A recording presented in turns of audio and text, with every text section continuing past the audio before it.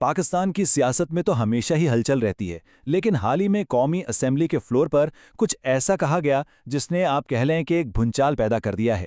آئیے دیکھتے ہیں کہ اس تقریر میں آخر ایسے کیا انکشافات تھے جنہوں نے ایوانوں کو ہلا کر رکھ دیا۔ تو ہوا یہ کہ پارلیمنٹ کے ایک رکن نے اپنی تقریر میں کچھ ایسے سنگین الزامات لگائے کہ ملکی سیاست میں ایک نیا طوفان کھڑا ہو گیا۔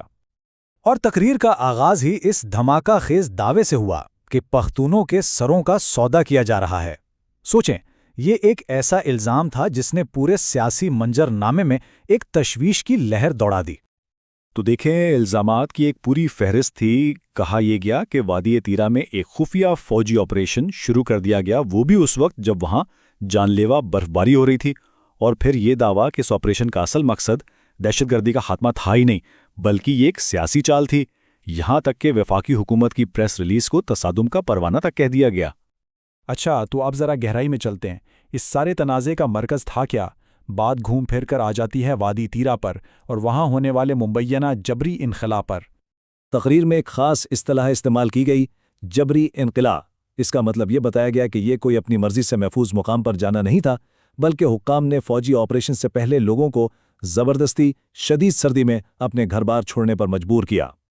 اور دیکھیں، یہ کوئی پہلی بار نہیں ہو رہا تھا۔ تاریخ پر نظر ڈالیں تو پتہ چلتا ہے کہ یہ خطہ پہلے بھی آپریشنز کا مرکز رہا ہے۔ 2014 میں خیبر 1، پھر 2015 میں خیبر 2 آپریشن ہوا، اور پھر 2017 میں اعلان کر دیا گیا کہ وادی 100% کلیئر ہے۔ لیکن آج ایک بار پھر وہی صورتحال ہے۔ تو یہاں پر سب سے بڑا اور بنیادی سوال اٹھایا گیا کہ بھائی اگر 2017 میں وادی کو 100% کلیئر کر دیا گیا تھا تو یہ دہشت گرد اب اچانک کہاں سے آ گئے؟ کیا انہیں کسی مقصد کے تحت واپس لایا گیا؟ تو یہ لڑائی صرف زمین پر نہیں لڑی جا رہی، یہ بیانیوں کی بھی جنگ ہے، جہاں سرکاری دعووں کو کھلے عام چیلنج کیا جا رہا ہے۔ تقریر میں ایک ایک کر کے ان سرکاری بیانیوں کو جنہیں ناکام بیانیے کہا گیا رد کیا گیا، جیسے کہ وادی تیرا کے لوگ اپنی مرضی سے جا رہے ہیں، حکومت خارجہ پالیسی کے فیصلے خود کر رہی ہے، فوج کا سیاست سے کوئی لینا دینا نہیں، اور یہ کہ عوام قیادت کے فیصلوں سے بہت خوش ہیں۔ کہا یہ گیا کہ یہ وہ کہانیاں ہیں جن پر اب کوئی یقین کرنے کو تیار نہیں۔ اور بات صرف سیاسی اور فوجی معاملہ تک ہی نہیں رکی۔ دعویٰ یہ بھی کیا گیا کہ بسنت جیسے ثقافتی تہواروں کو بھی ایک ہتھیار کے طور پر استعمال کیا جا رہا ہے تاکہ نوجوانوں کی توجہ اصل مسائل اور سیاست سے ہٹائی جا سکے۔ اور اس کی ایک بڑی دلچسپ مثال دی گئی۔ حکومت نے تہوار کے لیے تقریباً 1300 فحش گانوں کی ایک لسٹ پر پابندی لگائی، لیکن مزے کی بات یہ ہے کہ اس لسٹ میں ایک ایسا گانا بھی ڈال دیا گیا جو صرف ایک سیاسی مخالف کی تعریف کرتا تھا، یعنی ایک سیاسی گانے کو فحش مواد کے ساتھ ملا کر سینسر کر دیا گیا۔ اب بات سیاسی حکمت عملیوں سے آگے بڑھتی ہے اور اس انسانی قیمت پر آتی ہے جو اختلاف رائے رکھنے والوں کو چکانی پڑ رہی ہے۔ اس سلسلے میں عاصم ستی کی کہانی سنائی گئی۔ 23 جنوری کو انہیں اغوا کیا جاتا ہے، ان پر شدید تشدد ہوتا ہے اور پھر انہیں ٹیکسلا کے قریب ایک گاڑی سے باہر پھینک دیا جاتا ہے۔ پیغام صاف تھا، انصاف کی تلاش بند کر دو۔ اور پھر تقریر میں براہ راست ان طاقتوں کو چیلنج کیا گیا، کس کس کو چپ کرائیں گے، کس کس کو کچلیں گے، آپ کو ہر ظلم کا حساب دینا پڑے گا۔ تو آخر میں اس ساری صورتحال کا نتیجہ کیا نکل رہا ہے؟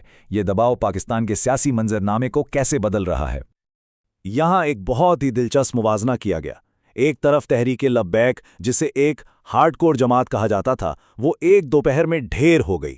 دوسری طرف پاکستان تحریک انصاف، جسے ممی ڈیڈی پارٹی کہا جاتا تھا، سالوں کے دباؤ نے اسے ایک لوہے کی جماعت بنا دیا ہے۔